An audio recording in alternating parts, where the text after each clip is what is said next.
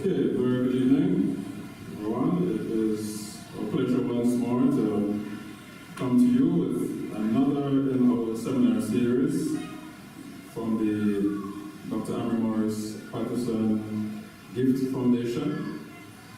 The series has been going since last year, January, and here we are.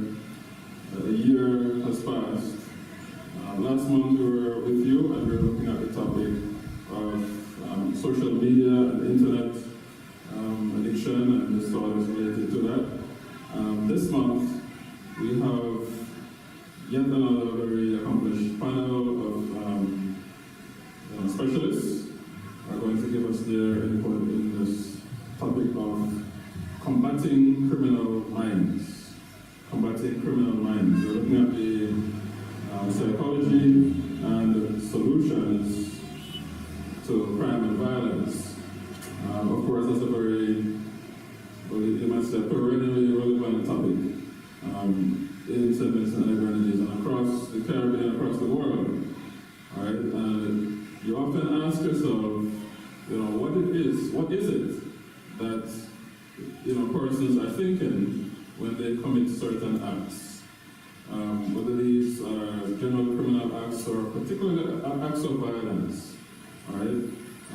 How can we address these issues? From time to time, these issues come, or incidents are reported in the news, and it can be very, very disturbing, very distressing, and you ask yourself, what more can be done? How could these things have been avoided?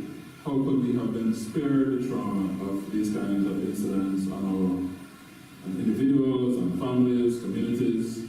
And so this evening we're going to be exploring this, or start the process.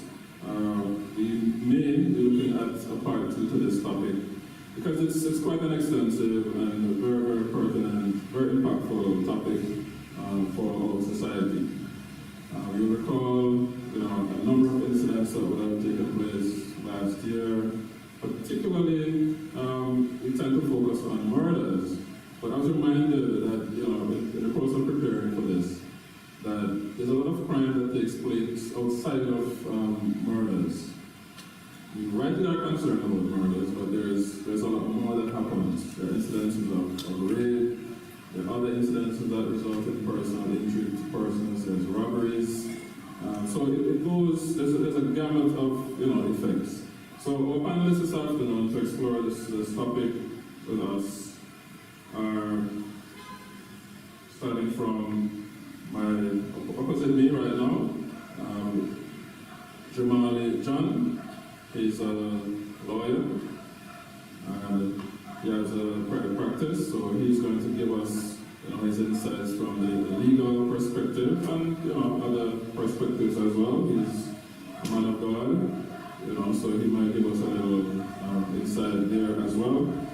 And next to him we have Elder, yes, I do his title, Elder Camille Matthews, former or retired social worker, would have had some experience with the correctional services, social work in general, so he's going to give us some of the sociological aspects to this issue.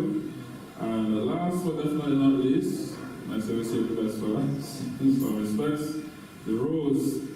literally the rose among the clouds this evening. We have Dr. Kamisha Lee, and she has kindly consented to be here, made some adjustments. Really appreciate the adjustments that she would made to her schedule to be here with us this evening.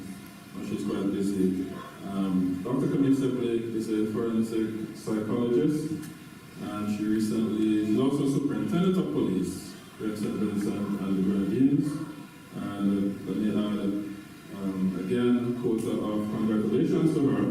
She will have recently achieved her PhD in criminal justice.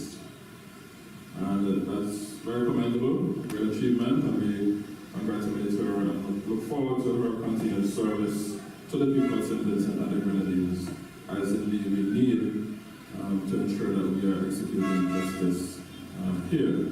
All right, so I'm going to ask the panelists, before we get into the meat of the questions that we have to address, just to give a couple opening remarks, brief remarks, how they feel to share at this time.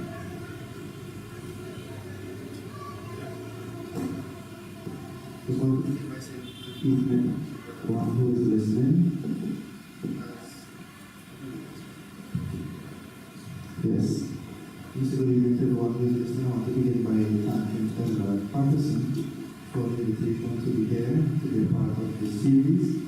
As he said, I am a lawyer. I've been practicing in Vincent Grenadines for 9 years, and I do both civil and criminal law. And I'm one of the barristers who have made myself available to the court to assist persons who are charged with very serious offenses but are not able to afford a lawyer. So from time to time, I'm called upon to give assistance in that regard.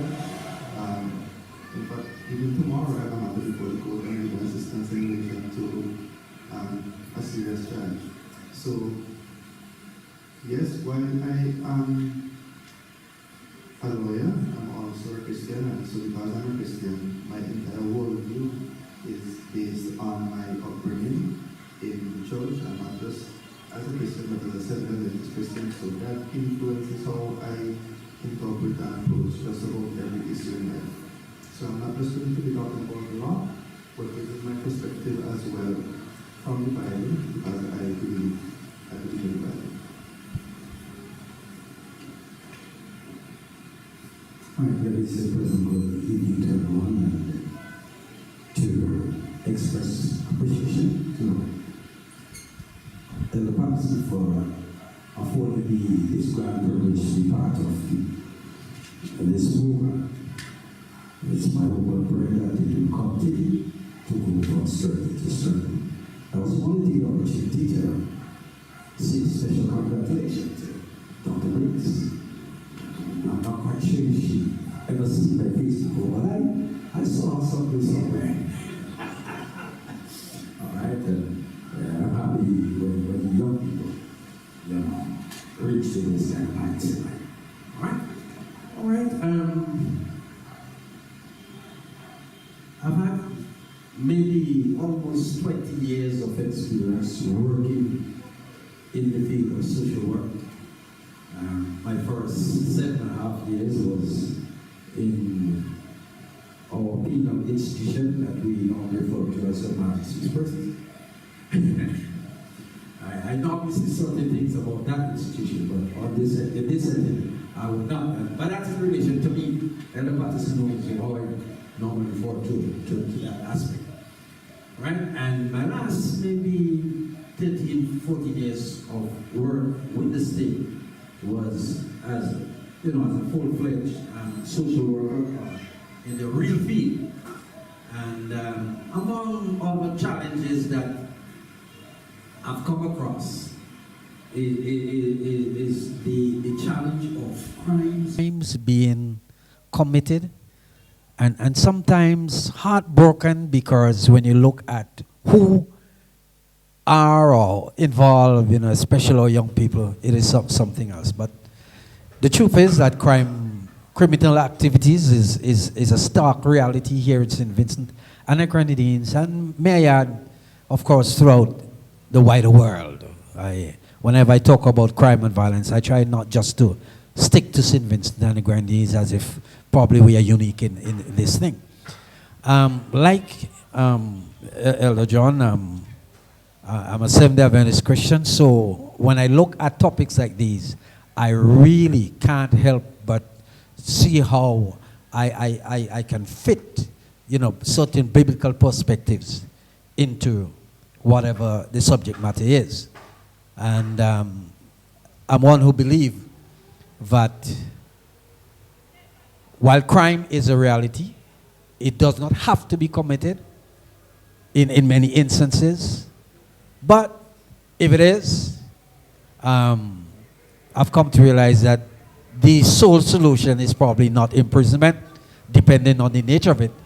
But there are some entities in our society who probably need to synergize the energies in terms of helping to combat, crimes and criminal activities here in St. Vincent Grenadines.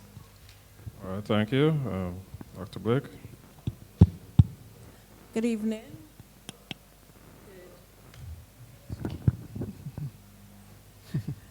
Good evening, everyone.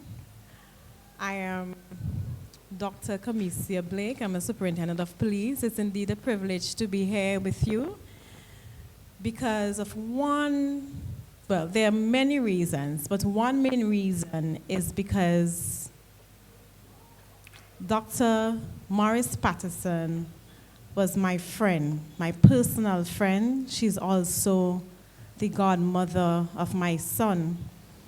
So when Elder Patterson reached out to me, I could not pass on the opportunity to come and support him in this series, because as a young professional returning to St. Vincent, she took me under her wings, and I am forever grateful for her mentorship, and it's the least I can do. So I'm ensure that the plans that was made for me had to take into consideration that I must be back in St. Vincent by Wednesday because I have an important function. So apart from my love for Dr. Morris, the subject matter is also a love for me as well to discuss crime and violence, being a police officer, having a background in criminology and psychology. Because far too often, when we have the conversation of crime, persons look towards the police. But really and truly, if we're looking at crime, crime requires a holistic approach. It requires collaboration from different entities and social institutions. So I am really excited to be part of a forum that really incorporates, to some extent, the role of the church in this conversation on crime and finding solutions.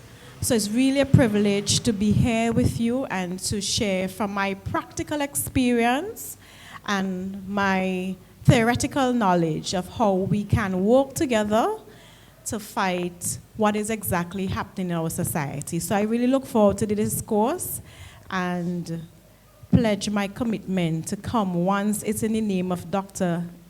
AMRIE Morris-Patterson that I will be here to support this initiative. Okay, much appreciated. Once again, thanks everyone for your initial remarks. I'm going to continue with a little anecdote. Just an anecdote. I was involved in a mentorship program some years ago. And this is my former workplace. We were mentoring some students at this school, at a secondary school in St. Vincent. And we were having an activity in the classroom. We'd go to the class and, have these motivational talks with the students. So in this particular activity, the young people, the students were asked to introduce themselves, call their name, but before calling their name or saying their name, they would give an adjective starting with the first letter of their first name to describe themselves. Came around to this young man, and his name started with G. And he said, I am gangster so-and-so, right? That was his introduction of himself.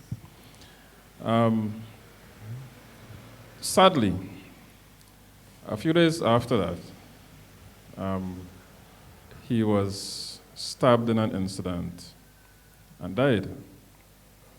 Was reported in the news. Persons listening may recall that incident. And I've always reflected on that, and you kind of think back to yourself, what could have been done to prevent that? Was he always, heading down that road? What was the backstory, so to speak, in his life? And every time I pass a group of young people, coming home from school or going to school, I think to myself, are we doing enough? What more can we be doing to prevent young people like him from going down that road? So, question to us is, first question that we're looking at is, how is crime and violence defined legally, psychologically, socially? That is, those three adjectives cover all the bases that we have here on the panel. So you can give maybe a little brief definition as to how you look at this issue of crime and violence. How do you define it? I like to do definitions because sometimes we take things for granted. Yeah. Okay, so I would begin, and I'll deal with the legal definition and allow the others to deal with the psychology and the social aspect, right? Now, crime and violence, it actually has a definition in law. So a crime is basically any act or omission that is criminalized by parliamentary legislation, right? So it is possible. Is that omission? Yes. So it's possible for you to have behavior that is unethical, immoral, that's not a crime, right? So in the interest of time, I'll just give some quick examples. So adultery, fornication, those things are not crimes. Immoral, but nobody can arrest you if you cheat on your wife, if you are a promiscuous woman. So because right? Right? Because there is no offense in any law that criminalizes that behavior, right? So if you do something that is wrong, unless you can find a law, a section, a provision that makes that behavior criminal, it's not a crime, right? And more than that, there are certain behaviors that might not be criminal today, but can be criminal tomorrow. Or that were criminal yesterday, but are not criminal today. Example of that, recently we had the issue of drinking and getting drunk at funerals. For many years, it has not been a crime, right? But over time, we realized that in St. Vincent, for every church that you find, there's a rum shop nearby. For whatever reason, there's always a rum shop nearby every church in St. Vincent. And when you have funerals, when you have certain events, people come, they drink, they get drunk, they become very disruptive, and Parliament decided, look, we need to do something to address this behavior. And so they went to Parliament, made a law to basically try to curtail that kind of behavior. So not a crime yesterday, it's a crime today. You move on from that, you have other activity, like anal sex. It's a crime in St. Vincent under the Buggery law, that in our criminal code, but there are many countries around the world that have moved to decriminalize buggery, right? Used to be a crime, not a crime anymore. Similarly, things like using marijuana and so on, there's a push to decriminalize those kind of things, right? So this is very, very different from morality and Bible and God and church, because the Ten Commandments, everything that you find in the Bible is eternal. Wrong from the start, wrong today, wrong forever. If it's right today, it was right yesterday, right forever. Not so. Mankind can actually get up and decide as a society. Our views, our values, they are changing, and some things that we used to hold to before, we don't hold to them anymore. And there's some things that we never held to before, and we decide going forward, we're going to make some changes. So that's the definition of crime. I will stop here. I mean, I could talk more a little about violence, but I don't want to say too much. And the violence. Okay. All right. We'll thank you. We'll work with that for now. All right. Well, I did a little background check on these things, and what I came up with is, in terms of the social definition of crime, it says to me that it's a violation of social norms and laws that's considered serious enough for public intervention So, I was listening to it with keen interest with my dear brother, when he, and that's the reality, you know. There are some things that was considered to be abnormal years ago, required public intervention. That is, for example, in the form of the police coming into play. And then, in some instances, it's no longer normal as far as society is concerned.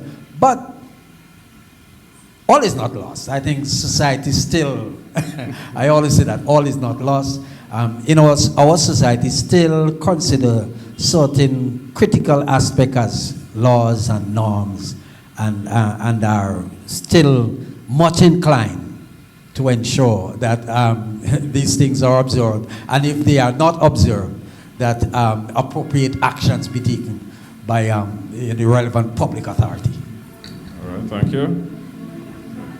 So what psychology tried to do is to understand the criminal mind. So not so much a definition, because we go with what the Constitution and the law of the land say crime is. So what psychology tried to do is understand the criminal behavior as to why persons commit crime. What are the theories? What are the personality disorders? What is it saying to help persons understand why persons commit crime?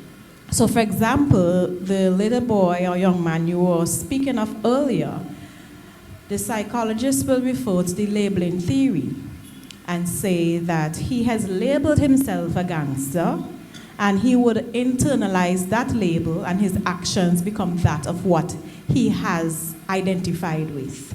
So that is why very often I usually tell parents, be careful how you refer to your child, the nicknames that are given to your child or children, because very often, well, what the theory and research suggests is that a child will internalize that label and accept it as their identity, and the behavior they exhibit is going to be consistent with that label. For example, you can't have a child and give him a nickname Baghdad. Like, we know what happens in Baghdad. You don't expect that child to be a lamb. And that is why when you tell children all the time, you're too bad, you're too miserable, you have to be careful of the labels that are placed on your children, whether it be from their peers, even at the school level.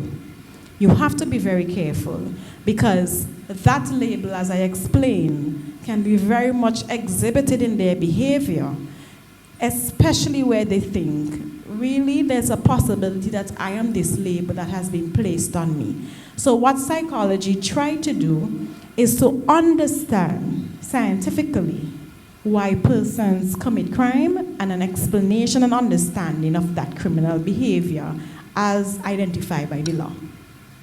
All right, so as you touched on there, I came across something in terms of the psychology of it. You mentioned the labeling, but there's this thing, I think they call it differential association or something like that. Like, so based on who you associate with, that could...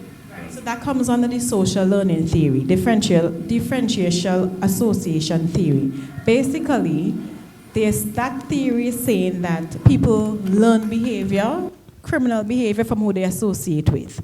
So if you are associating with boys on the block who commit crime, chances are you are going to learn those behavior. And that is why it's very important for parents. So as I explain the theory, I'm going to explain the solution one time.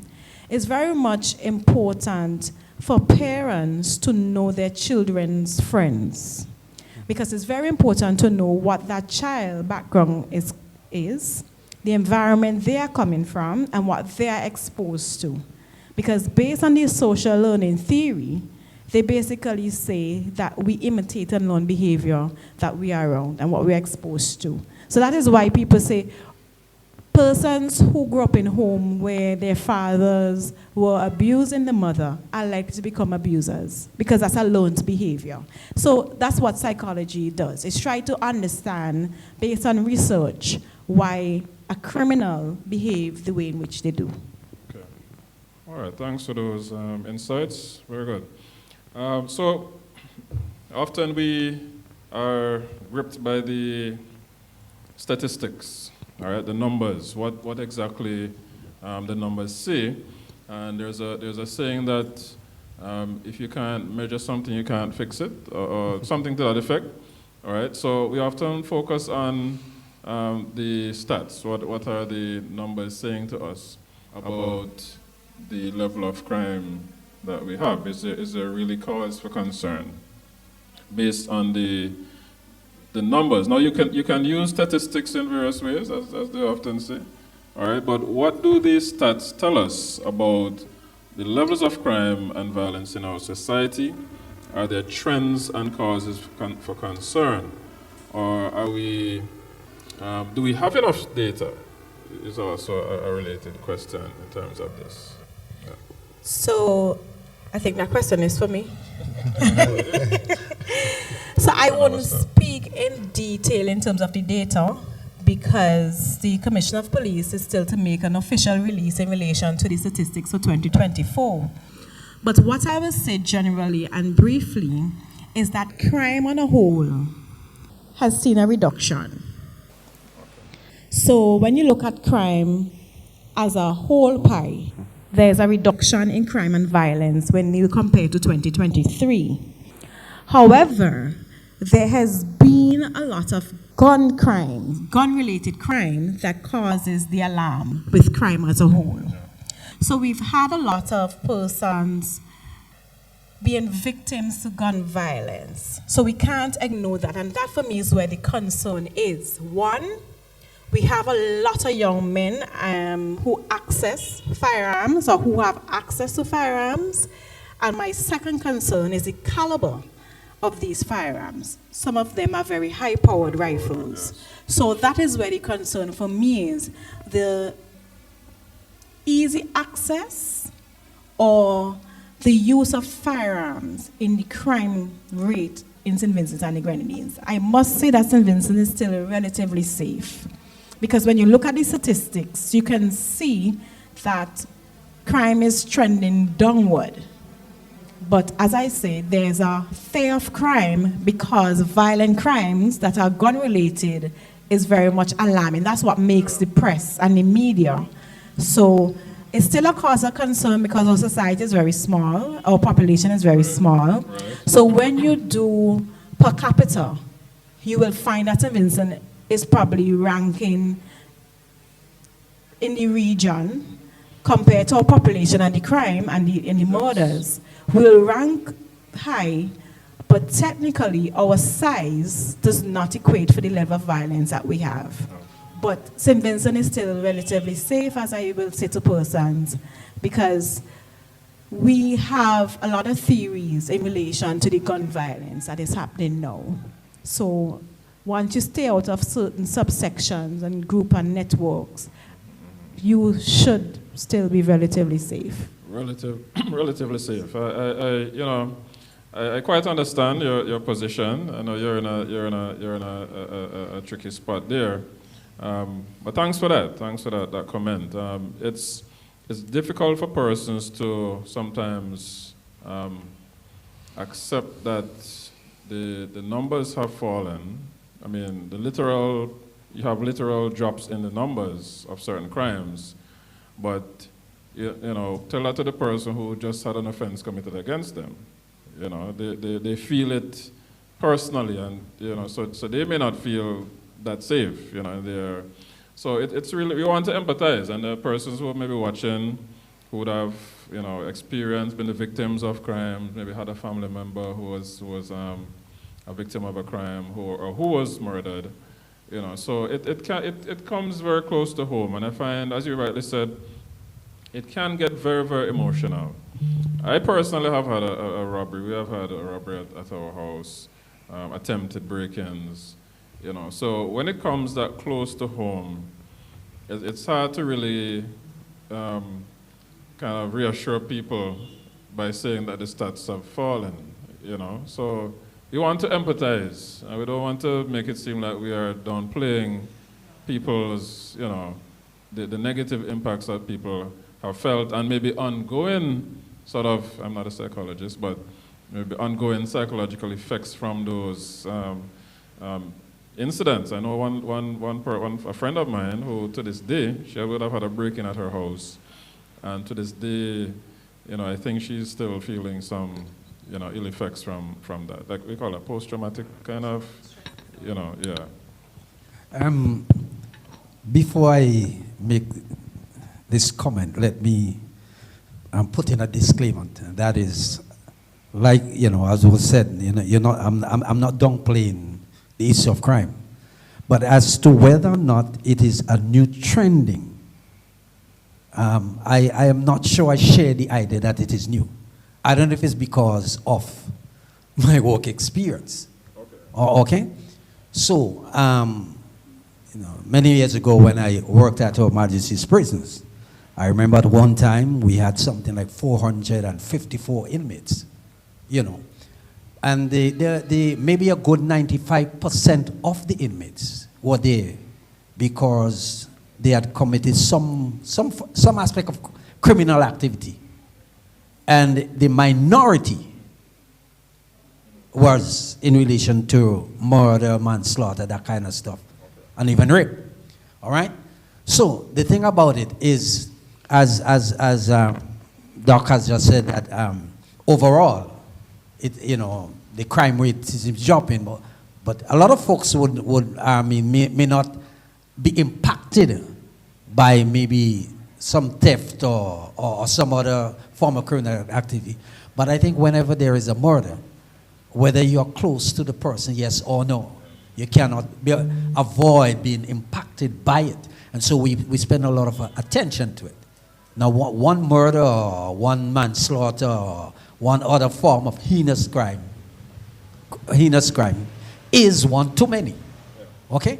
But when I look at what I'm hearing, you know, from various sources, and when I compare that to when I was at work, to me, it is as if the trend is just continuing, perhaps getting a bit worse, but not that it is a new phenomenon altogether. I just want to put in that piece. Might sound a little bit controversial. Yes. I get where you're coming from. You want to add? Yes, I just have one thing to say in relation to this, right? And before I make the point, I want to refer to a conversation I was having with some male friends a couple of years ago. We were talking about the difference in society's response when there is domestic violence against men versus when there is violence against women, right? So if in a relationship context, a man beats a woman, society's response would be, regardless as to what, a man is never justified in hitting a woman, right? So nobody is really concerned as to what she did, what happened. No matter what, she's wrong. However, if the man is on the receiving end of that domestic violence, society would have a different response. The question would be, boy, I wonder what he do, why she have to beat him, right? So there's a level of curiosity and almost justification to say, he must have done something to push this woman to the point that she hit him, right? So the point that I'm making in relation to gun violence, whenever we see news of murder or gun violence, society's response is he or she must have been doing something to cause someone to want to shoot them. We automatically assume they were in drugs, they were dealing in guns, they were part of a gang. And so if Jamali, for instance, if news comes out, oh, Jamali has been shot, God forbid, people would start to wonder what he been doing, boy. Why? I just want to, you said people generally or some people, Generally, majority? Majority. and I think the reason why we do this is because we want to convince ourselves that if you're not in a gang, Justification. if you're not doing drugs, if you're not involved in any sort of violence, then the possibility of you being shot is extremely low. So when we see it happen out there, don't worry about it, because the criminals just killing off each other. We don't need to be too concerned about it. But what happens there is that we lull ourselves into this sense of false security and false safety, and we tell ourselves, oh, nothing to be concerned about, because these are just criminals, gangsters, drug dealers who killing off themselves, nothing for us to be worried about. And that's, I don't like how we respond to those things. Yeah, that can be a dangerous approach to it, because invariably or inevitably, I don't have all the detailed stats in terms of the profiles of victims. The police would have that, right? But innocent people do get killed, Absolutely. become victims of various crimes. So it's not just, yes, I've received that kind of feedback from persons, that, oh yeah, let them kill off themselves. Those are criminals. It's not always the case. And it says that we need to check our attitudes then as a society. How does that, I'm seeing now, we're kind of jumping to solutions in the same breath, but how does that kind of attitude affect how we see our responsibility? We were talking about, stakeholder responsibilities earlier. So we have to be mindful of that kind of perspective that says it's something out there and it's not affecting me until it does affect me. It gets close to home. All right, you had a comment. I was about to say that, for example, in 2024, we had incidents of double murders, and sometimes you ask the question, who was the target? And that is why we can't look at murders in isolation, but as you say, we don't want to create a sense of false security, because there may be a situation where someone may be in the wrong place at the wrong time. And what I've found is that we've had some very motivated shooters or killers, because some of the shootings occur in broad daylight among other persons at shops, on the blocks. So these are what you call motivated killers, who will ensure that this person is dead at any cost, including injuring or killing other persons in close proximity. So that is where it comes very serious for me, where we have a lot of motivated persons, because I remember the student from grammar school he was 16 years at the time, that got killed in Pollard and Annisvale area. Yes. Oh, yes, yeah. That was recent. Right. I think that was last year. That was 2024, where he was shot along with another person. Both of them succumbed to their injuries, they died. And then there was another person who was hospitalized. And then there's another incident where two persons were also shot and killed as well. So that for me, where it affects our social life, because now you have to be very cognizant of where you are, who is in your environment, and you always have to be so conscious of your security when you're in a room, how you sit. So quite naturally, as a police officer, I unconsciously or consciously took this seat, because I am so conscious of my security that I can see both doors, the front door, and I have my peripherals here. So Emergency exit. Because you become so aware of your surroundings and your security, that these are the things that you are conscious of. You will never see me come in a room and have a seat where I can't, first of all, I identify my exit. So there are certain places in St. Vincent I do not visit, because if you have one entrance and one exit, I shall not be there. Right. Because there must be a route of escape, because we don't know who's in that room. We don't know their association. We don't know what they are doing. We don't know who want them, as we say, hot in police language. We don't know who is hot. So you have to be always thinking of everyone being hot. And when you think of everyone being hot, you have to be conscious of your own personal safety and security. How do you avoid becoming paranoid? Then? Oh, well, the social media and the media has done that for us. For example, I'll give you an example. In Barbados has a high crime rate, gun-related violence. But you can never pick up the newspaper or log in on social media and see this plastering to the front of their newspaper. Because one, they rely heavily on tourism. Two, they're very much cognizant of the image that is sent out of Barbados. So if you're not involved to know what is happening on the ground, as a Barbadian, you might rarely ever know what is happening. So it's kind of, as you talk about crime sensationalization and you speak about fear of crime. But the moment that someone is shot, and we're so insensitive, sometimes the family members do not even know that this person has been shot and killed. We already posted the raw, unedited crime scene of that person, and it's circulated. So you can't discount, and this is for murders, you can't discount paranoia. It's quite obvious, especially if you live in an area where the homes are high target for burglars.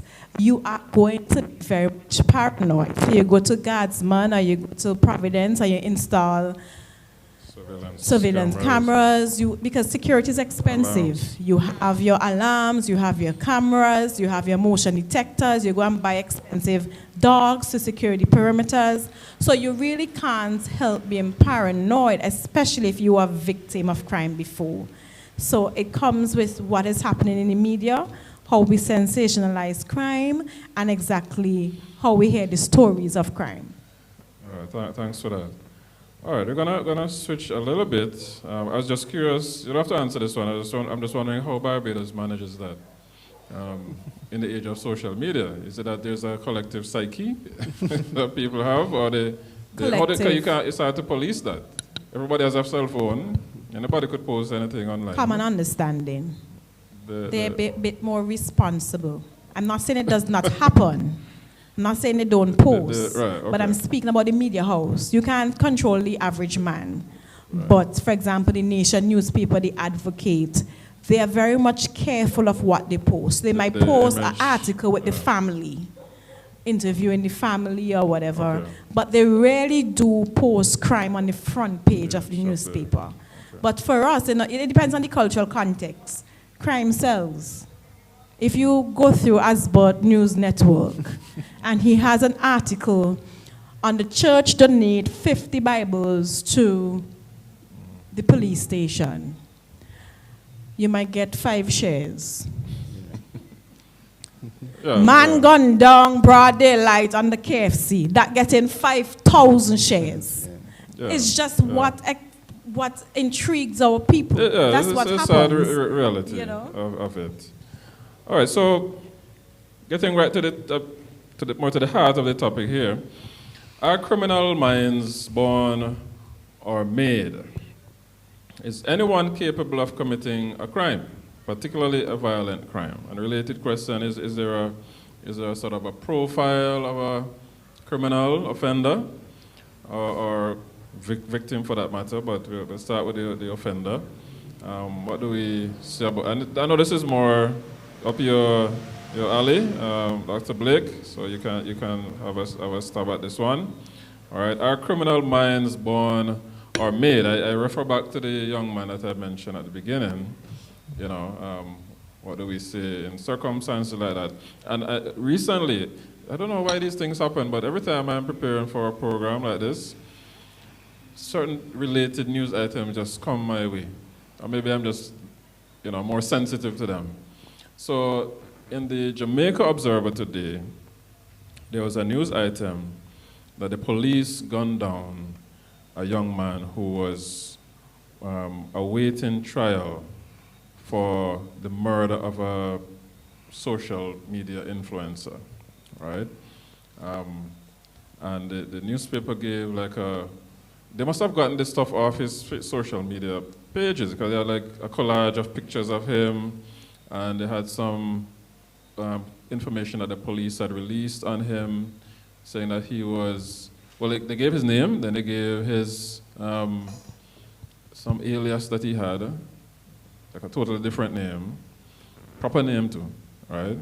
And then they said what gang he was involved in, and a whole lot, list of things, like a profile of him, And the question was raised, but how come this guy was out of prison? He was awaiting trial, so I guess, I don't know the legal ramifications of that, but, I look at this, I'm looking at his face, but this could be anybody, boy picnic, you know what I mean? And at one point, he was an innocent little boy going around the place, and here he is, plastered on the social media, now deceased, after, he looks still pretty young, probably in his late 20s, it looks to me. So, mid to late 20s. So that's the question, So in relation to criminals being born or made, the research is still inconclusive on that. It depends on which school of thought you are looking at it from. So the biological school, and that speaks to the theory, believes that criminals are actually born.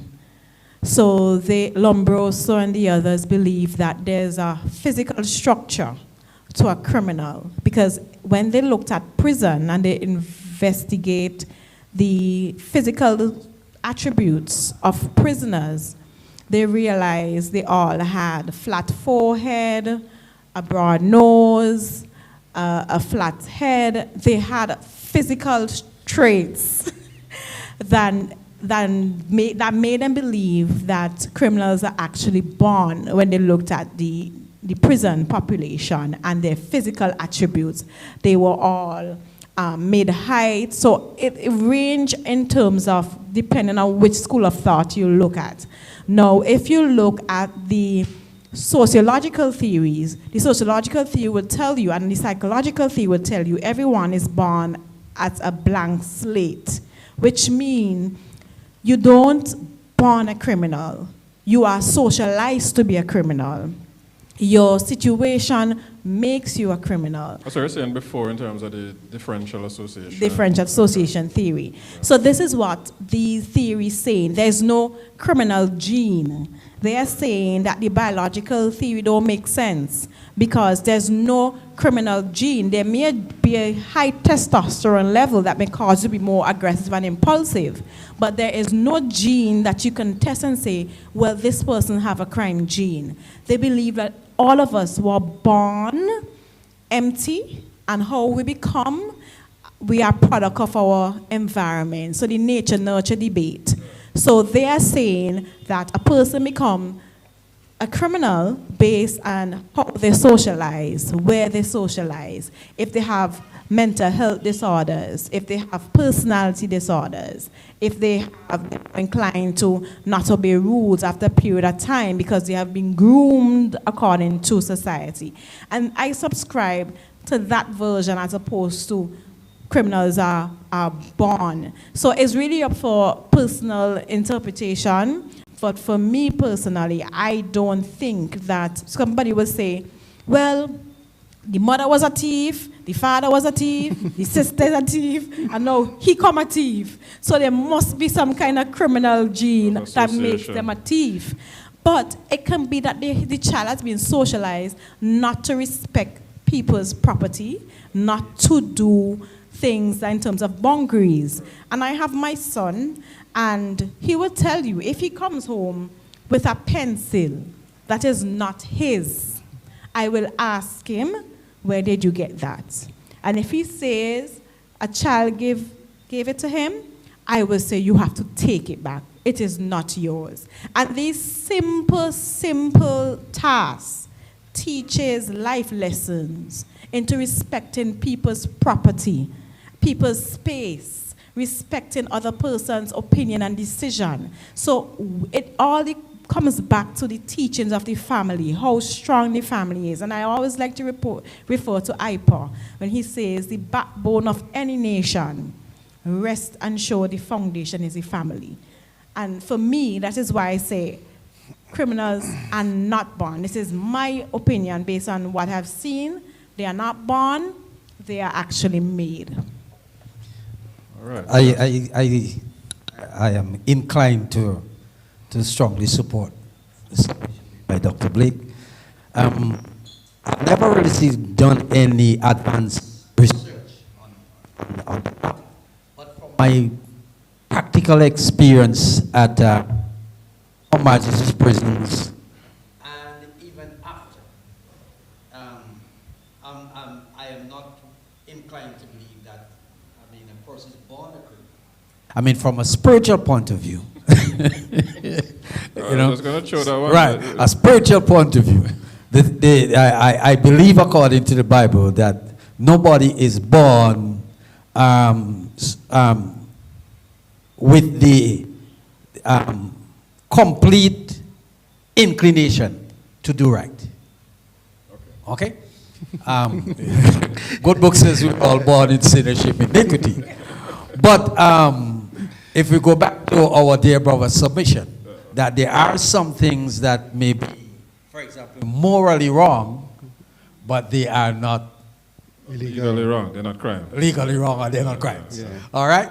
But the good book says that none of us is born with an inclination, all by ourselves to do right. Okay? In fact, there's another text. There's a text that comes to my mind. I think it's somewhere in the book of Jeremiah.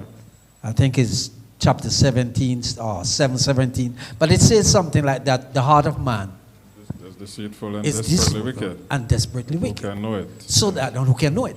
So my submission is that while you're not born, it is possible you can be made. You can, Right? That agrees. Right. You can be made. There's a All right? propensity. Right. And or some of potential us, some of us who might tap ourselves on the shoulders and say, man, we are good guys. Or lost. I'm tempted to make my provocative statement, Elder Patterson, but I'll tell Dr. Blake after. No. Yeah. But some of us, we are inclined to, tap ourselves on the shoulder and say, we are good men. We got to give God thanks for his grace. Case closed. You understand? But for the grace of God. But for the grace of God. We'll go down a certain road, yeah. Yeah, I think it's a mixture of both. So while some people might want to fall under one school, I think it's a bit of both. And the reason why I say that is because my favorite author, Ellen White, she mentions inherited and cultivated tendencies to sin, right? So we have learned that there are some traits that we do inherit from our parents, right? But that is not an excuse or a justification to continue living a particular life. It just means that you might have a particular weakness or an inclination that you have to overcome, right? If, with your permission, I would read just some quotations from her book. There's a book that is titled Mind, Character, and Personality, Volume 1. And I want to read this particular quotation because I find it to be very interesting. It's subtitled... Okay, we'll take one. Just one. It's subtitled The Degrading Process. And she wrote, the mind of a man or woman does not come down in a moment from purity and holiness to depravity, corruption, and crime. It takes time to transform the human to the divine or to degrade those formed in the image of God to be brutal or satanic. By beholding, we become changed. Though formed in the image of his maker, man can so educate his mind that sin, which he once loathed, will become pleasant to him. Now, I had copied the whole thing, but I will stop there, right? And this always remains with me because it says to me that as people in society, we can look at other people doing certain things and we can say, how can a man do something so wicked? But all of us have within us, if we don't watch and pray, things that we once look upon as completely beneath us, those things can become pleasant to us. That's how dangerous it is. I not to pick on your profession, but I recall a very good friend who was not just a friend, a church brother of mine, and somebody who a lot of us looked up to. He was married and a practicing attorney. I was very disappointed when I found out a few years after I was no longer there at a church, that he was involved in some unlawful activities as a lawyer, and I think he ended up getting disbarred, right? And it says, I'm trying to tie the differential association with that very quote that you just made, because it's suggesting, she didn't use the fancy psychological term, but I think she hit it right there in terms of saying, you know, yes, we have these inherited propensities to do evil, but the environment, you know, the home environment, the community environment, the village, as we say, you know, can have a great impact. So it says then that we have a lot to do collectively. You know, we're talking solutions one time, right? So thanks for that. That's a very good quote to note. All right, so I want to flip it a little bit. I know our time is fast drawing to a close. We want to be done by 7. All right, so we definitely might have to come back here. The victim. We have a general idea, let's say, of the profile, or do we? Of the profile of the offender. What about on the victim side? I want to explore the offender a little bit more, but is there anything that we can say about, is there a typical victim, or or not? When you say victim of crime can be... It's a wide range of... It could be the person who has been robbed, the person who has been killed. Right. But victim of crime could also be those who were abused as children and grew up to be abusers themselves. People who were exposed to certain things at a young age that they really ought not have been exposed to. And it kind of set them down a path that really and truly, had it not been for that event in their lives, they and it would goes not back have... to, again, the learned behavior. Okay. Right. So as I said, psychology tries to explain everything very much theoretically, because psychology, the ology, suggests that it's very scientific. So what the routine activities theory suggests is that persons become targets based on the easiness of the crime being committed.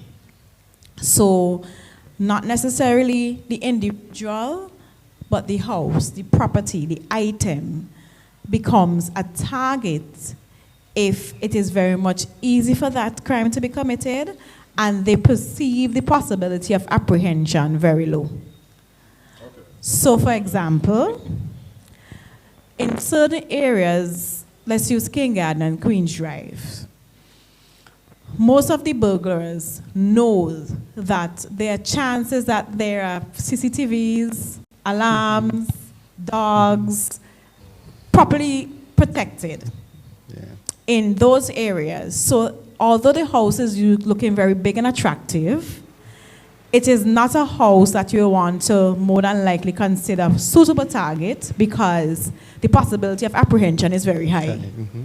So they will move down now to probably New Montrose because there's a house. We already examined it. There's no cameras. The next neighbor is about 100 feet. So these are the kind of processes that the burglars will go through. They see that there's no dogs, so nothing to alert them. And sometimes, believe it or not, some of the burglars come from the same community in which they live because they already examine what is happening. So if you have, for example, a nosy neighbor who never goes to sleep, for example, who sees every vehicle that passes by, you know, that is not a good area for operation. So we usually tell persons in our crime prevention is that you have to make yourself a hard target. Make yourself a hard target. It doesn't, and sometimes you have to be so careful how you give advice to females because you want people to be able to feel as if I can express myself how I choose to express myself. Why are you telling me that I can't wear the short dress? I'm supposed to feel comfortable to wear a short dress. It is not giving a consent or message to anyone to come and violate me.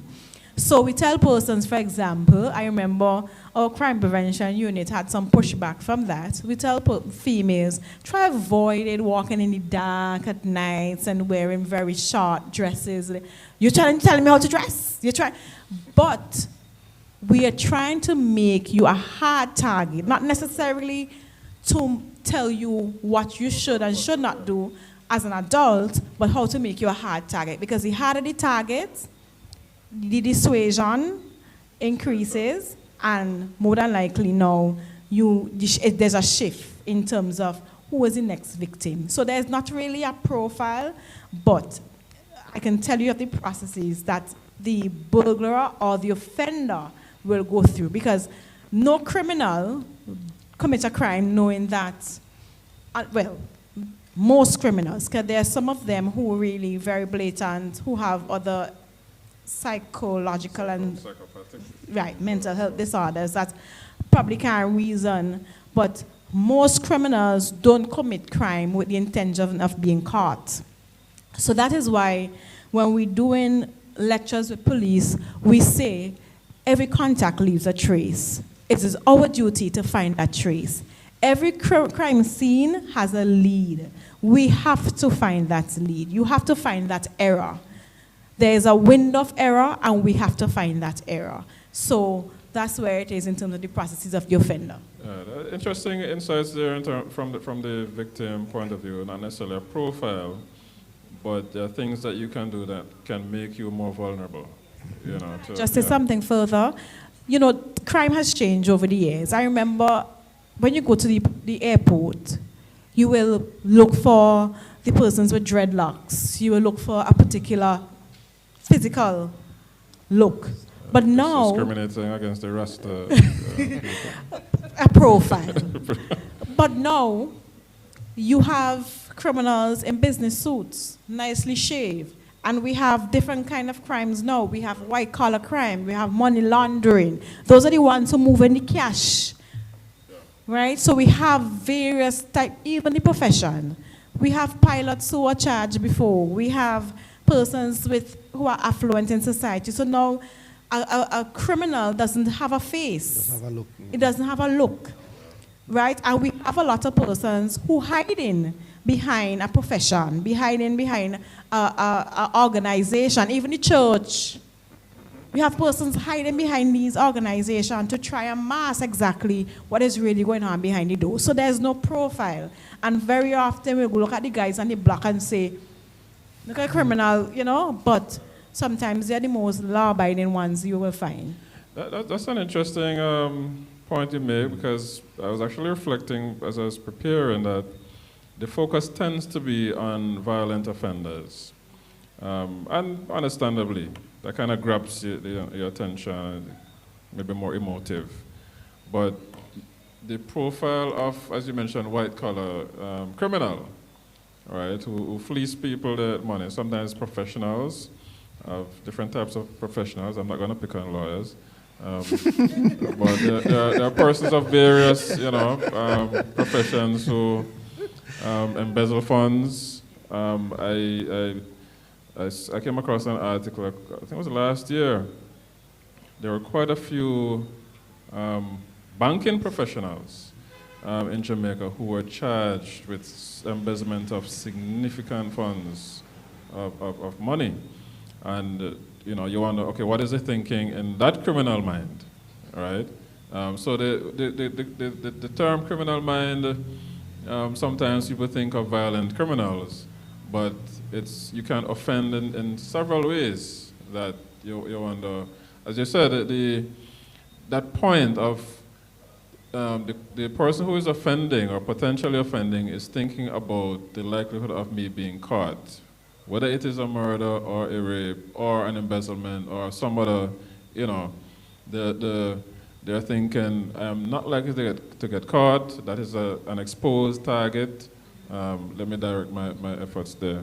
I want to give an example. I know of an actual case where a bank, I'm not going to give you the location or the jurisdiction, where a bank worker was arrested for various offenses. But what he was doing, or she was doing, was taking 10 cents from each account every month.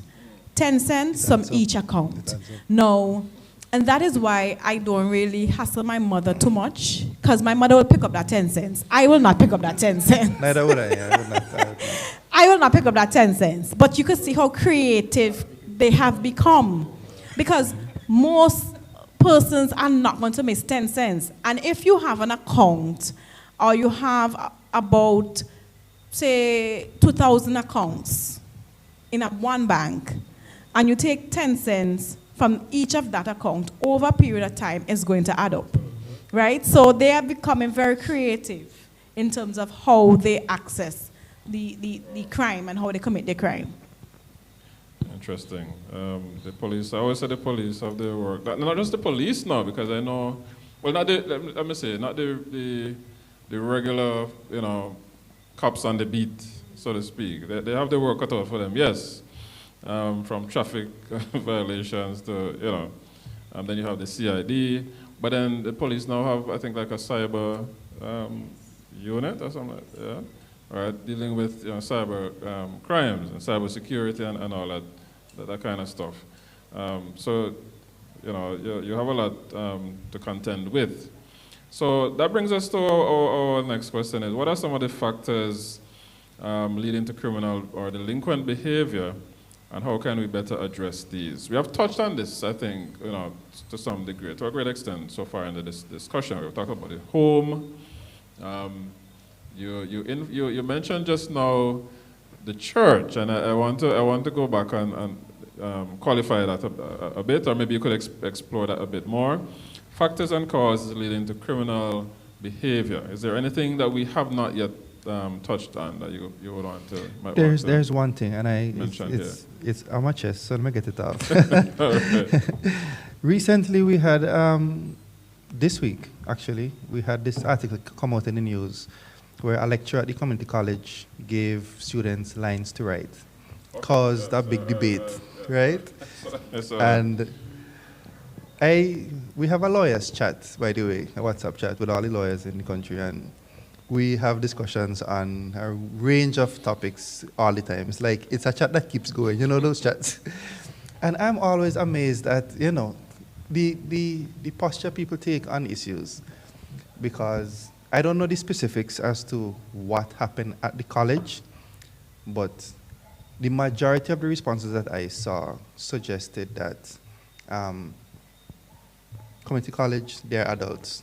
You can't give them lines, or it's not appropriate for you to give them lines because they're adults. And when you look at raising young people, you have home, you have school, and you have church. All of these different places have their role to play in raising decent citizens. These days, a lot of young people don't go to church anymore. So you're left with home and you're left with school. Well, you have, I should say, you have community groups, some persons are involved. Well, I don't even know how impactful some of these community groups are. Certain communities I don't want to comment too much on that. In other words, right? Yeah. But I feel like in school, there has been a complete breakdown of discipline in our schools. So and I'm not that old, I'm still very young. I left school, I remember my school days like yesterday. What I remember of school and what I see today is just two very different things. So when I was in school, a teacher walks into the class, every student would stand. Yeah. And you don't sit until the teacher say, okay, you may be seated. Not so anymore. Nobody cares. Okay, a teacher walking into the class, who cares? Everybody just continue doing what they're doing, who playing, who talking, who eating, whatever. And it's just, we underestimate the importance of these little things. And the indiscipline that we try to justify, and the argument that, oh, community college, they're adults. They're not adults, they're children. Because there's one definition, and you'd like to start the definition. There's one definition of adulthood, and that's when you get to 18, because there's an age of majority act. There's a legislation that defines adulthood. Adulthood is not graduating from secondary school. Right? You can graduate from secondary school at 15. You can graduate from secondary school at 16. You can go straight to university. So at USC, we have people who are there 15, 16. Not because you're in university mean you're an adult. So when I left secondary school, I was 16. I turned 18 just before graduation, and most students at community college, they start at 16. They don't become adults until either graduation or just before graduation, sometimes even after graduation. And right, they can't vote, they can't buy alcohol, they can't buy cigarettes, but we want to treat them as adults. And the reason why it bothered me that people made that comment that, oh, they are adults, is because if I came to you and say, Ella Patterson, this is my girlfriend, and the lady I'm introducing you to is a secondary school student, you would look at me funny like, why is he with a secondary school child? But if I came to you with a young lady who's going to community college, nobody would bat an eyelash, because it is a part of our culture that grown men can be in relationships with college students, even though they are children. We don't look at it very suspect. But all of these things eat away at the moral fabric of society. And I find that whenever we have an opportunity to give our input on issues, we always take the posture of trying to remove discipline. So we already established you can't hit students in school anymore, so that gone out the window. And if you take a position that, oh, we can't give them lines either, what can you do? What can you do? If giving lines is so, no man, how are you going to give the students them lines to write? What can you do? Patterson, the answer is, they don't want any form of discipline in schools whatsoever anymore. And there's a price to pay for that. And Yes, if yes, I can sir. just comment, not that I want to belabor the issue, but I think it was a few nights ago, my first son, who is a mature adult, called me on the issue. I mean, I taught for some time at both primary and secondary school level. The Lions issue?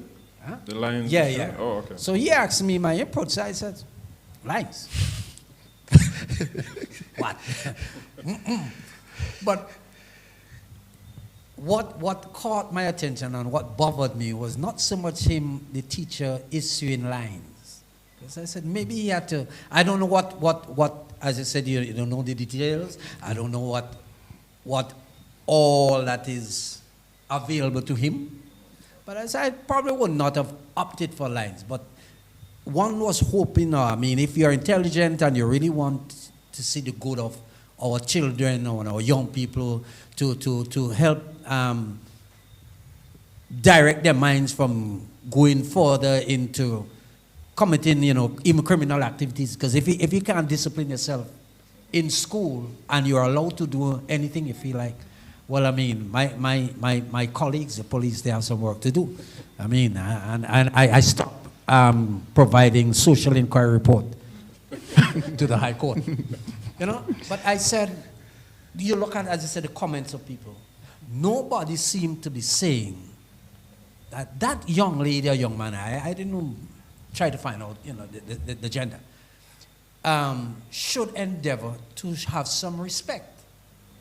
So while he may not want to say lines is a thing, at the same time, you're not saying to the youth, who obviously would read, some of them would read his comments, that hey, at the same time, while that for us might not be the ideal, you should endeavor to practice self-respect and respect for authority. Mm-hmm. But rather, the thing is put forward as if the lecturer has become the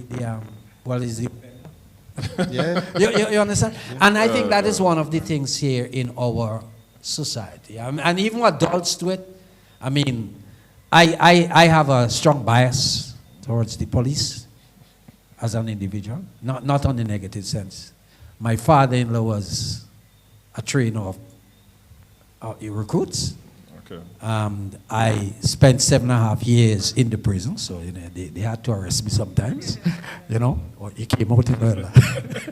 And my last 13 or so, I mean, I had to interface with the police because I had to do like, you know, social inquiry report and so on and so forth. And the thing is that you find sometimes rather than discouraging people from committing criminal activities, whether it's, you know, heinous in nature or what have you, whenever somebody tries to correct or to take corrective measures, they get the bitter end of the stick.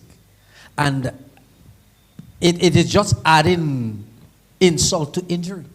And so we have to, as quickly as possible, try to see if we can redirect our thinking.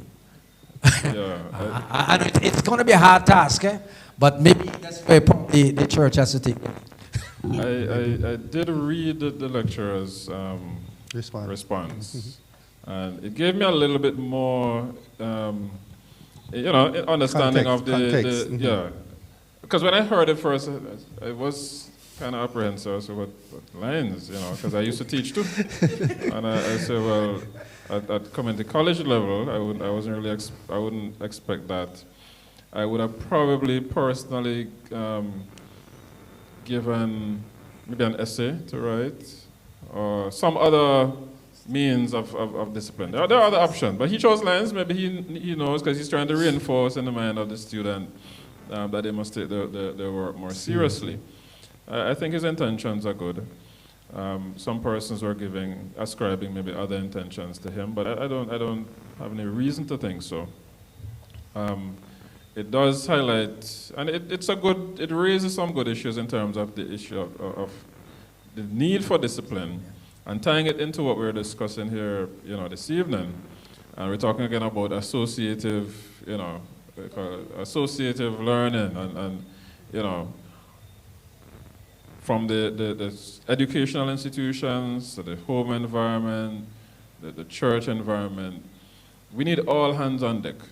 We need all our institutions and stakeholders, so to speak, to have the input and to help to instill those values in our children. I know, and this, I'm going to give each person a wrap-up statement just now, because we have to close.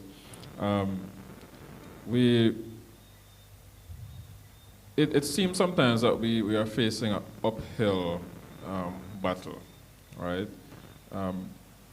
We have the statistics in front of us, and you talk to people and you get sometimes, well, that's just how it is, like, you know, what you gonna do?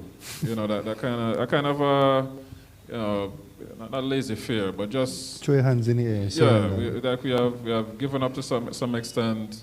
You know, how do we instill or say to persons, you know, we can make a change, we can improve even dramatically these statistics by taking responsibility, not just leaving it to the police or what's the other group apart from the police, the SSU? Is this, that's what they call it, the army fatigue people. Right.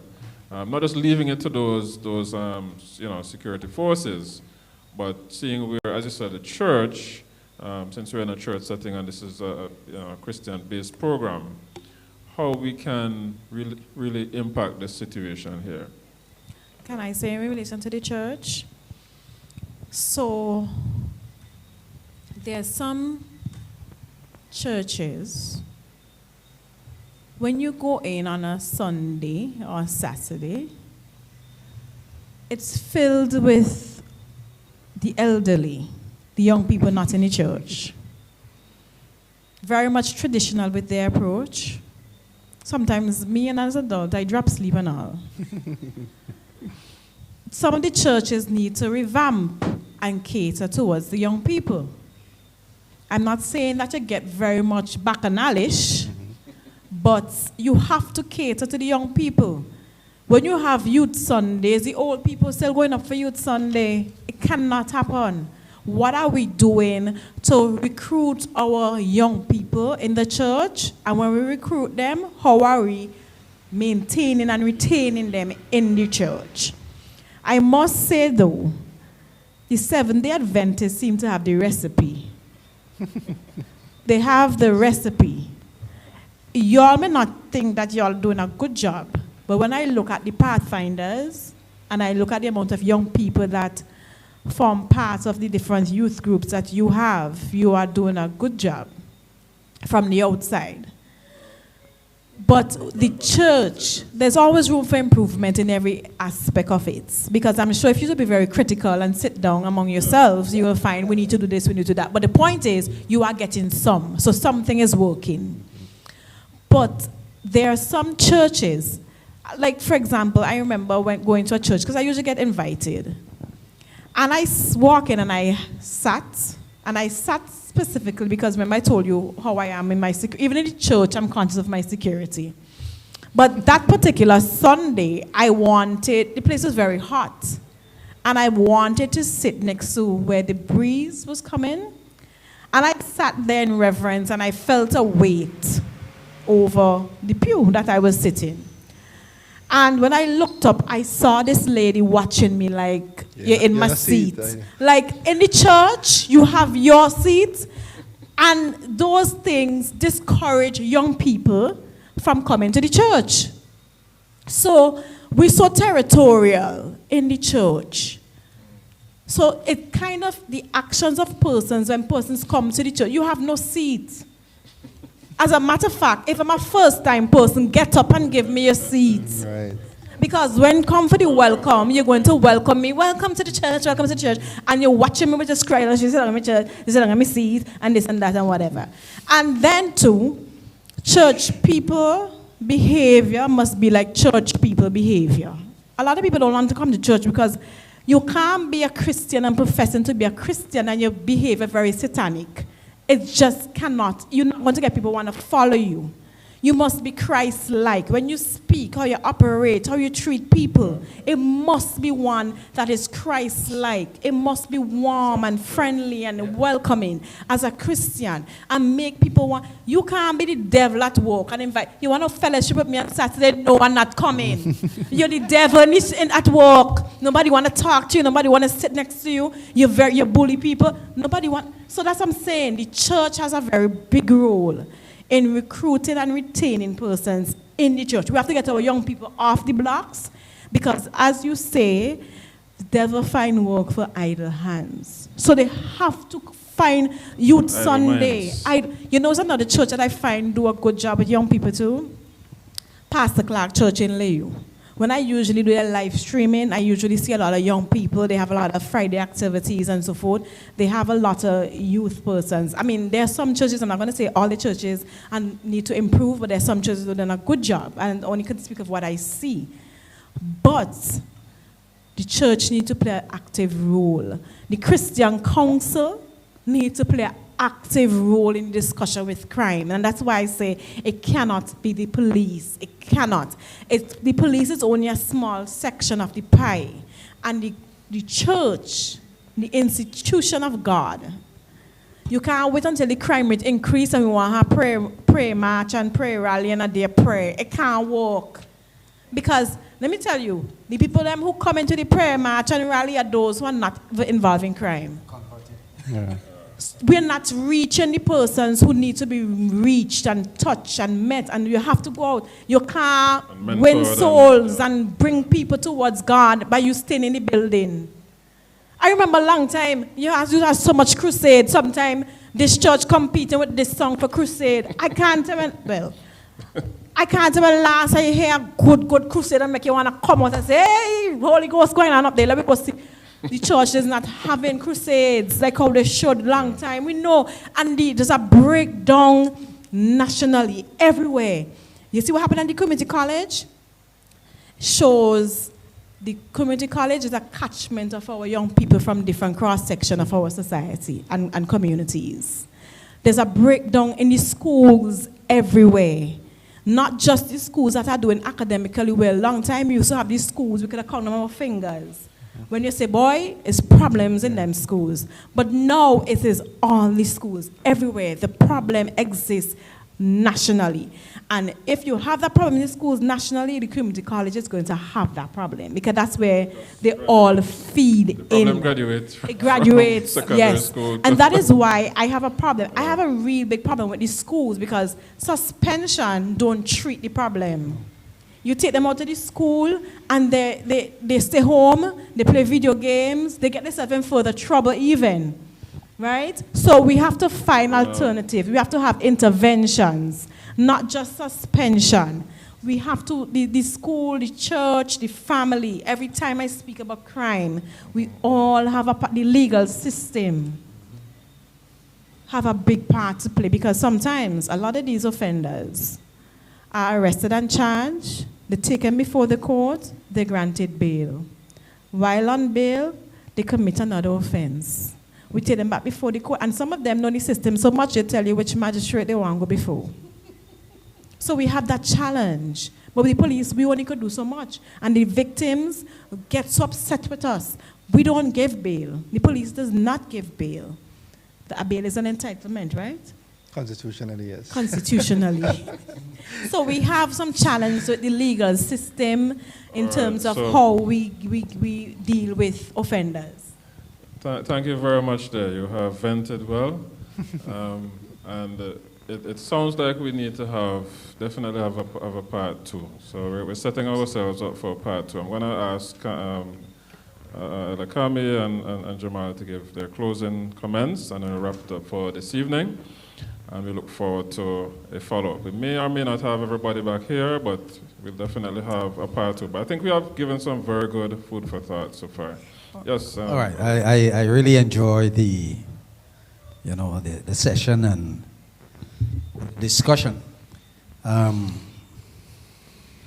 we said earlier, crime is a reality, and there is no doubt that we need to make every effort to combat it. We may not be able to get rid of it totally, because as a believer in the Word of God, so long as the devil still exists and sin continues to reign, you're going to have crime. Doesn't matter. It doesn't know any boundary as far as I'm concerned, neither in terms of age in general or social class. All right? But I do still believe that if we make conscious efforts, we can help to curtail, we can help to lessen the number of crimes, and even lessen lessen it in terms of the degrees of crime. But as I think we all agree that it would take all hands on deck, home, school, church. I believe that the church, somebody would say to me, well, the home should take the lead. That's the first school for the child. Well, as a parent, I understand that. But then we have to be real. Many of our homes, they do not have parents who have that capacity or capability or that drive to instill certain values in the lives of their children. All right? And so I believe that's where the church comes into play, that you have to take a critical role, help people to understand that our children can become adults of value. But we have to... Outstanding, of course. Not just academically, but morally, and such like. But we have to reach out to, as Dr. Blake was saying, to our families, to our children. Some may not accept, but all is not lost. Some will. Thank you very much. Yes, I want to confine my closing remarks by talking a bit about technology, because if you ask me, I think technology plays a big role in crime, violence, and our young people generally. So recently I had a son, and I'm always taxing my mind about how I can raise him properly, so that years from now I can look back and say, okay, I'm proud of myself for the work that I did, and I don't end up being embarrassed or ashamed of who he has become. And when I look at the young people in our world today, I recognize that values are changing, culture is changing, and I don't want him to be caught up and swept up with the changing scenes that we have going on in our society today, where a lot of people don't believe in God anymore, they don't believe in the Bible anymore, they don't go to church anymore. So as was mentioned a while ago, you go into the church and there's this massive age gap where you have little children and then a gap and then elderly people. And then when you come to the school, when you look at the statistics and our performance in school, yes, you have students who do well and we highlight them. When you look at the numbers of students who go through school and at the end of it, how many of them are not able to pass 5 subjects, including maths and English? How many of them are not able to pass a single subject? You look at those numbers, you get very concerned. How many of them can't read? How many of them can't write? And one of the things that we do in the court system is that when somebody is before a judge or magistrate for sentencing, one of the things, curiously, I've never really understood why they ask the question, but they would always ask, how far you reach in school? And a lot of times, the burglars, the rapists, the murderers, you would always hear, I drop out in Form 2 or I drop out in Form 1, or I went all the way, but I never really passed anything. And so we can't ignore the fact that when our young people don't do well in school, when they come out of school, and life is so expensive these days. Life is so expensive, it's so hard to just pay your bills and keep your head above water. There's a greater temptation for you to go and do things you're not supposed to do just because you want to live a particular lifestyle. And when you don't make it through legitimate means, now you're tempted now to go and break somebody's house because you want a 60-inch TV and you can't really afford it for yourself and those sort of things. So one of the things that I'm concerned about is that our young people spend too much time on devices, watching movies, the music they listen to, the things they read.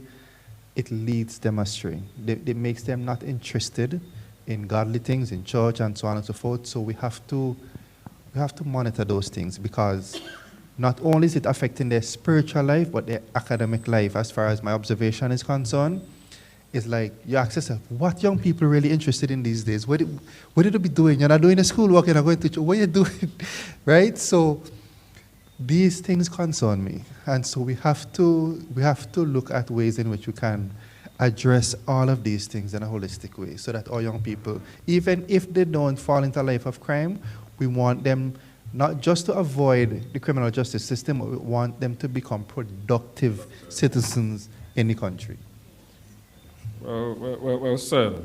You have posed a challenge for us there, because how do you begin to curtail the use or minimize the use of social media, internet, when in fact you also need them to use these tools for their education? We actually discussed that the last episode to a great extent.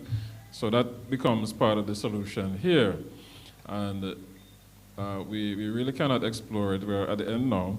So for part 2, we'll come back to that. We'll look at practical ways in which we can harness technology in combination with other things. I remember a school in the UK, they had an experiment where the students would come into school and they would lodge their devices in a safe place before they go to class. So they were not allowed to have their devices with them in school. This created some serious withdrawal effects for some of them. But after a few days, some of them actually admitted, they were more focused. Yeah. They got more done in terms of their schoolwork. There was some anxiety initially about, am I missing this notification? Or, they felt like they were cut off from the world, right? But they are kind of conditioned to it or acclimatized to it. And it was a very good experiment. And I don't know if it continued after, but it gives you part of the solution to the challenge. All right, so we've made some good points this evening. Really want to thank everyone for showing up and really contributing your insights. It was very good, and we trust that our viewing audience now and subsequently will derive a lot of value from our discussion this evening. We look forward to the next time when you'll join us hopefully for our part 2 of this discussion. We have a number of other areas that we want to zero in on and maybe expand on some of the points that were made this evening. So again, I want to really express our appreciation to our guest panelists who have really given up their time and knowledge and expertise this evening. Thanks again, everyone, and we look forward to the next time where you will be with us here at the Dr. AMRIE Morris-Patterson Seminar Series.